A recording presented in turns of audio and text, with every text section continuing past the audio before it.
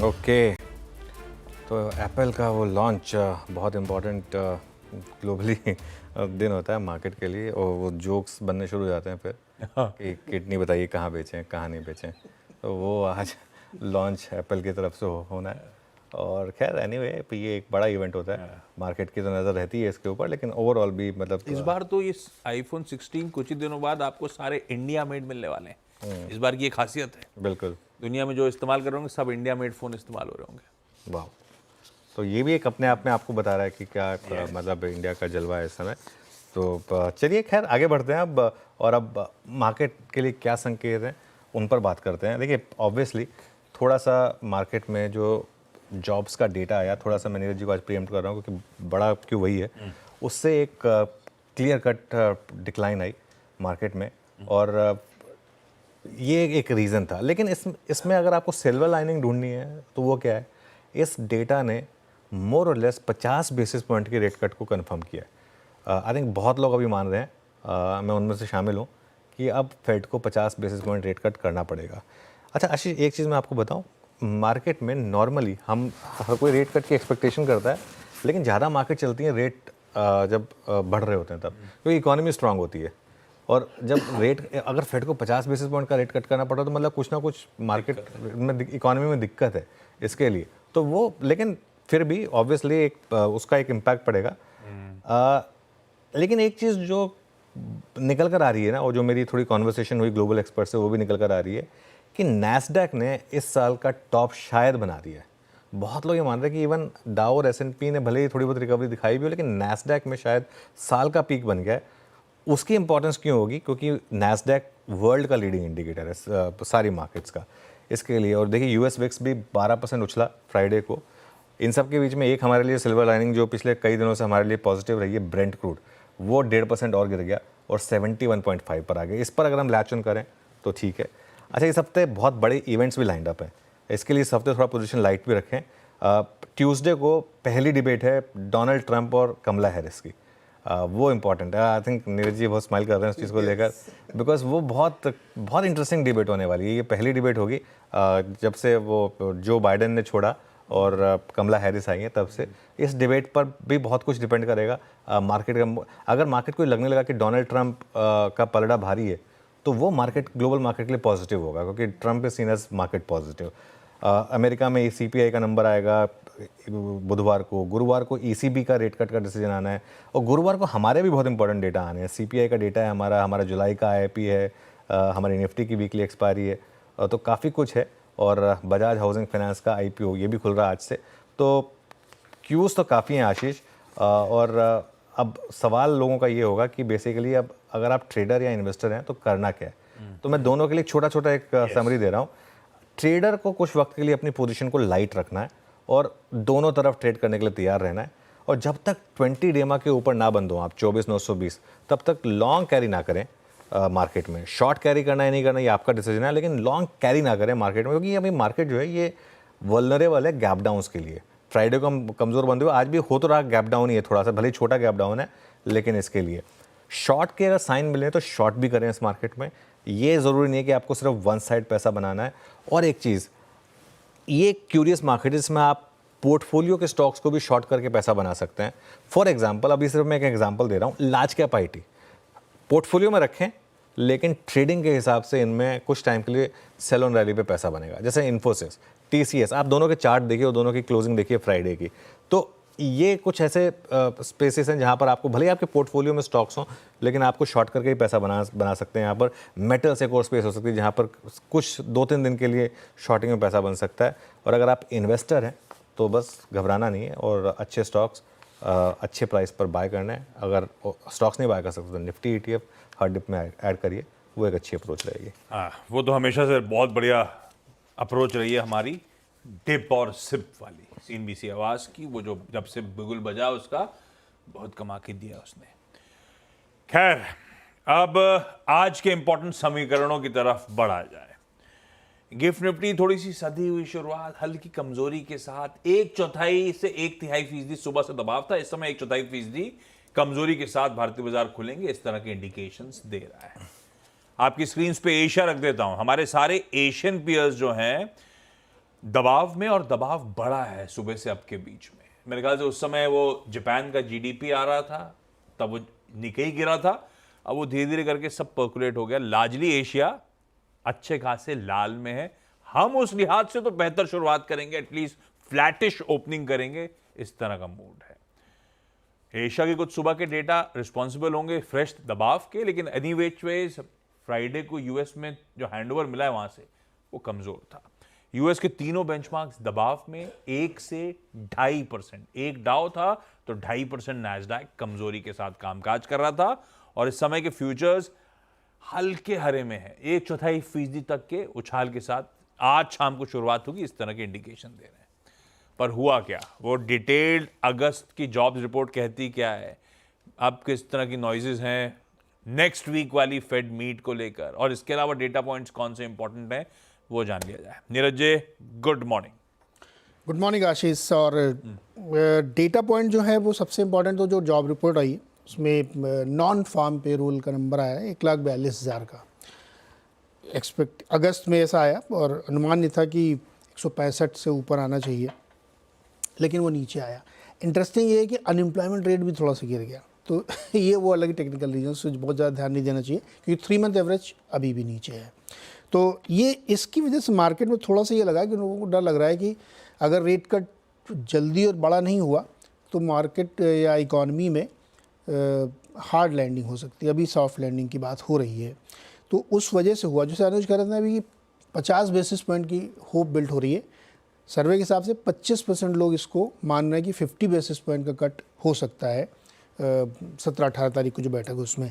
तो उस वजह से मार्केट में पोजिशनिंग हो रही है। और नैस्डैक में सबसे ज़्यादा बड़ी गिरावट, पूरे हफ्ते में 4-5% इंडाइसेस गिरे हैं। तो ये एक बड़ी गिरावट और बड़ी profit booking across the sector देखी गई। ऐसा कोई इंडेक्स नहीं था जो ना गिरा हो। आईटी 7% गिरा है, लीड कर रहा था वो। एआई की डिमांड कम हो रही है इन सब की वजह से। तो इन सब पे देखते हुए मार्केट लगातार कमज़ोर हो रहा है। और अब बड़ी जो खबर आएगी वो 17-18 के बाद ही आएगी। तो नेक्स्ट वीक भी कई सारे, मतलब इस वीक से डेटा शुरू हो जाएंगे। चाइना वाले, यूएस वाले, इंडिया वाले, सब की जगह महंगाई और सीपीआई पीपीआई सब शुरू होंगे। जापान का आ ही चुका है एक नंबर। तो मुझे लगता है कि मार्केट अभी भी रीएडजस्टमेंट करेगा। और सेंटिमेंट अब तभी ठीक होगा जब फेड की तरफ से या तो चौथाई कट करके बता दे कि हम अब ये सिलसिला शुरू हो गया, नेक्स्ट 4 बैठक में और कटेगा, तो मार्केट रिवाइव हो सकता है। अदरवाइज़ मार्केट में प्रेशर रहेगा, क्योंकि ये मार्केट अभी भी 5-7% इस हफ्ते गिरा है, 13% अभी भी ऊपर है ईयर टू डेट S&P। तो 18% की रैली 6 महीने में बनी थी, तो उसमें से 5% ही तो गया अभी। तो अभी भी 12-13% ऊपर है ईयर टू डेट। तो मार्केट में ऐसा कोई बहुत बड़ी तूफानी गिरावट नहीं आ गई, लेकिन चूंकि अभी भी आप बहुत ऊंचे पे बैठे हुए तो प्रॉफिट बुकिंग होगी। ये यूएस मार्केट का क्लियर इंडिकेशन है। अब डिपेंड करता है कि फेड क्या कमेंट्री दे सकता है। तो ये कुछ है। और प्लस जो चुनावी माहौल बन रहा है उसका तो बहुत असर पड़ेगा ही। अगर कोई इंडिकेशन है, वो क्या कहते हैं, वो डोनेशंस का, डोनेशंस कहते हैं, क्या कहते हैं, डोनेशन, हाँ, जो फंड रेज किया लोगों ने, कमला हैरिस ने। एक सर्वे है, देखिए अब वो एक अलग कंट्रोवर्शियल है कि वहाँ की मीडिया डेमोक्रेट्स के सपोर्टर है। सब जगह 50-50 आ रहा है। और कमला हैरिस करेंगी, वो टैक्स बढ़ाएंगी भयंकर तरीके से कॉर्पोरेट के ऊपर, तो ये मार्केट उसको भी तो डिस्काउंटिंग देगा। तो ये भी खुद चल रहा है। खैर, लेकिन नेक्स्ट बिग मूव 17-18 सितंबर के आसपास।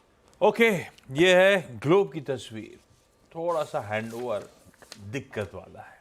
अभी कंफ्यूजन है यूएस में, ग्रोथ जो ठंडी पड़ रही है और फेड के एक्शन किस तरह का रहेगा, वो डिबेट छिड़ा हुआ है। इसीलिए वो कंफ्यूजन के बीच इस तरह से नीजक रिएक्शंस रह रहे कि अब यूएस में हायर एलिवेटेड लेवल्स पे आ रहे हैं, और उसका खामियाजा ग्लोब भी कुछ हद तक भुगत रहा है। लेकिन अपना सेटअप, फ्राइडे को मामला कितना गड़बड़ाया है। स्क्रीन तो पेनफुल थी, कहाँ शुरू हुए थे, कहाँ जाके सेशन की समाप्ति हुई, किस तरह का प्रेशर माउंट हुआ था, सबको सरप्राइज करा उस फ्राइडे के मूव ने। पर सेटअप अब बैठ कैसे रहा है ये समझ लिया जाए। क्या हुआ फ्राइडे को, मामला कैसा बैठा है अब? फ्राइडे का सेटअप ठीक है। वैसे सेटअप में से एक्चुअली आप शायद मैं थोड़ा बायस्ड हूँ इसके लिए, मैं तो ग्रीन ढूंढ रहा हूँ। अच्छा लगता है सुन के।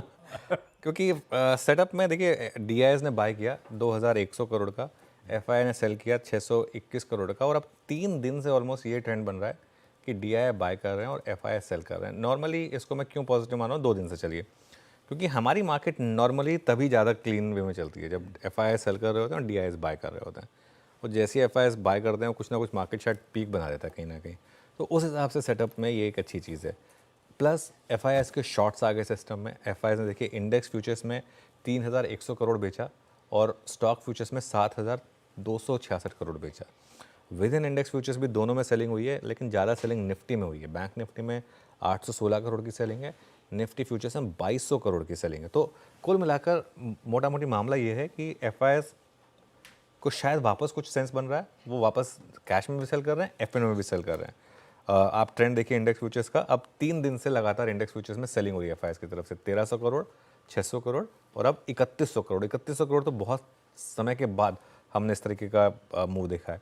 और एक चीज़, लॉन्ग शॉर्ट देखिए, अब आप लॉन्ग्स किस तरीके से कम हो रहे हैं। फ्राइडे को 37,000 लॉन्ग कम हुए और 10,000 शॉर्ट ऐड हुए, तो मतलब सिस्टम में कुल मिलाकर 47,000 कॉन्ट्रैक्ट लॉन्ग से शॉर्ट साइड की तरफ के, वो आपको स्क्रीन पे दिखाई देगा उस ग्राफ में लॉन्ग शॉर्ट का जो चार्ट है। और अगर आप उसको टेबुलर फॉर्मेट में लें तो जब 30 अगस्त को हमने इस सीरीज़ की शुरुआत की थी तब हम 71.9% पे थे लॉन्ग पोजीशन में, 2,43,000 कॉन्ट्रैक्ट।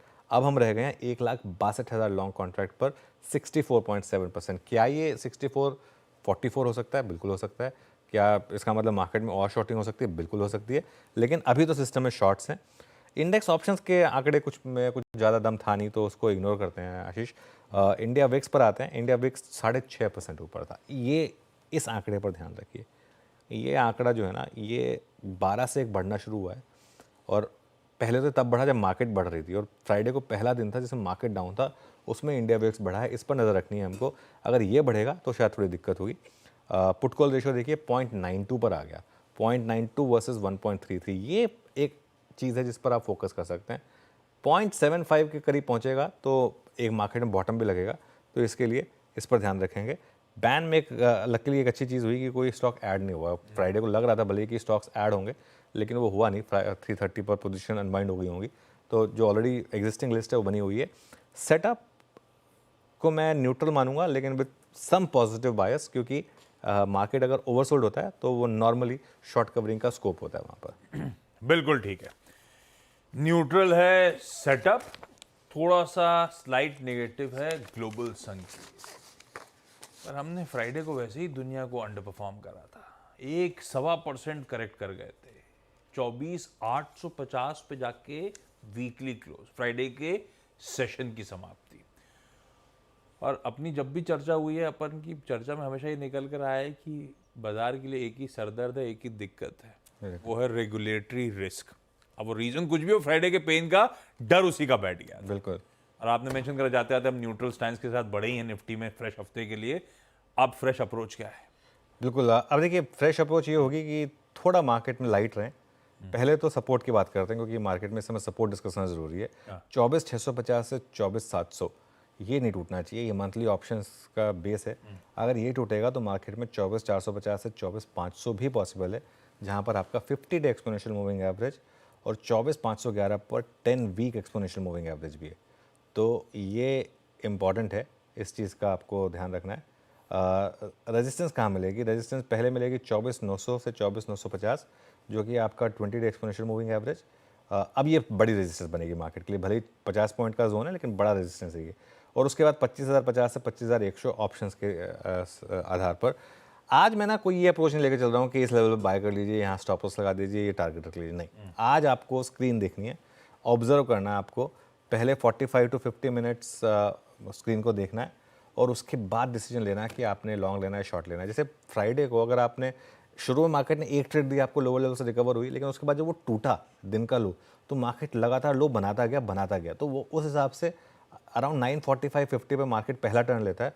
उस टर्न को ऑब्जर्व करिए और उस हिसाब से मार्केट में पोजीशन बनाइए। दोनों तरफ ट्रेड लेने के लिए तैयार रहिए। देखिए मैं बार बार कह रहा हूँ, हो सकता है आज मार्केट में शॉर्ट कवरिंग भी आ जाए लोअर लेवल से, you never know.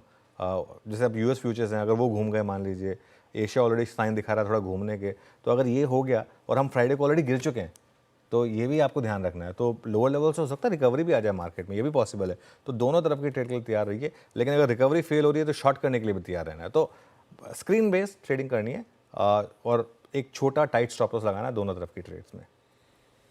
Screen based trading, दोनों तरफ के लेवल्स की सपोर्ट्स की रेजिस्टेंसेस ब्यूटीफुली एक्सप्लेन्ड स्क्रीन्स पे बाजार खुलने देते हैं। फ्राइडे को स्पेन के बाद किस तरह के समीकरण बैठते हैं, किस तरह का टसल रहता है बुल्स और बियर्स के बीच, उसके बाद देखते हैं कैसे सेशन इवॉल्व हो रहा है।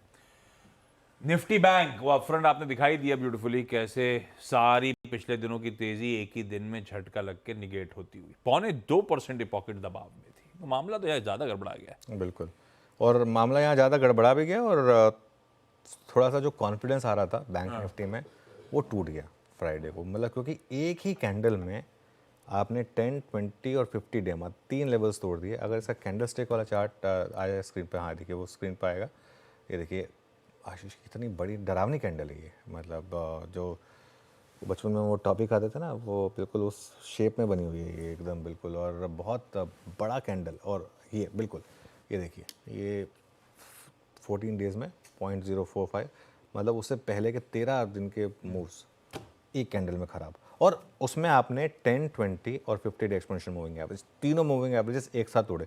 फ्राइडे को सुबह क्या व्यू था, तीनों मूविंग एवरेजेस के ऊपर आ गया है, और एक ही दिन में तीनों के नीचे। यहाँ पे रेजिस्टेंस मिलेगी पहले तो आपको 50,800 से 50,900 50 डे एक्सपोनेंशियल मूविंग एवरेज, उसके बाद 51,100 टू 51,200 10 और 20 डेमा। अगर ये लेवल्स निकलने शुरू हुए तो शॉर्ट कवरिंग बड़ी होगी, लेकिन मार्केट को देखकर लग नहीं रहा कि अभी ये लेवल्स इतनी आसानी से टूटेंगे। सपोर्ट कहाँ पर है, 50,200 टू 5300, ये सबसे इंपॉर्टेंट सपोर्ट है। कारण पिछले पूरे महीने जब बैंक निफ्टी गिर रहा था, अंडर परफॉर्म कर रहा था, तब 100 डे मूविंग एवरेज था जिसको बैंक निफ्टी ने नहीं तोड़ा था। अब वो राइजिंग है 100 डे मूविंग एवरेज, तब 49,800 पर था, अब वो 5200 पर आ गया। तो 5200 से 5300 ये लेवल नहीं टूटना चाहिए बैंक निफ्टी के लिए, क्योंकि अगर ये टूटा तो उसके बाद 49,800 टू 50,000 भी पॉसिबल है ऑप्शंस के हिसाब से। बैंक निफ्टी में ट्रेड करना इस समय लॉटरी जीतने से मुश्किल है, सच कह रहा हूँ मैं। मतलब आप ट्रेडर से पूछिए इस समय, बैंक निफ्टी के ट्रेडर से उनका दर्द पूछिए इस समय, बहुत बुरा सीन है।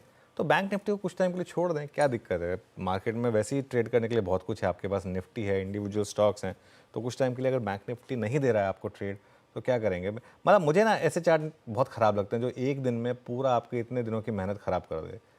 बार बार मैं इस चार्ट को रिविजिट कर रहा हूँ, जो एक कैंडल में हमने 14 डेज़ की प्राइस एक्शन को ख़राब करा है। दिक्कत भरा सेशन था, लार्जली सारे निफ्टी बैंक के इंडिविजुअल कॉन्स्टिट्यूएंट्स भी लाल में थे। एक एयू शायद फ्लैट था, बाकी सब दबाव, तगड़ा दबाव था। खैर ये है निफ्टी बैंक की आज नए हफ्ते की सोमवार की स्ट्रैटेजी। ध्यान रखिएगा आज बैंकेक्स की वीकली एक्सपायरी और साथ साथ निफ्टी मिड कैप सेलेक्ट की भी वीकली एक्सपायरी की तैयारी।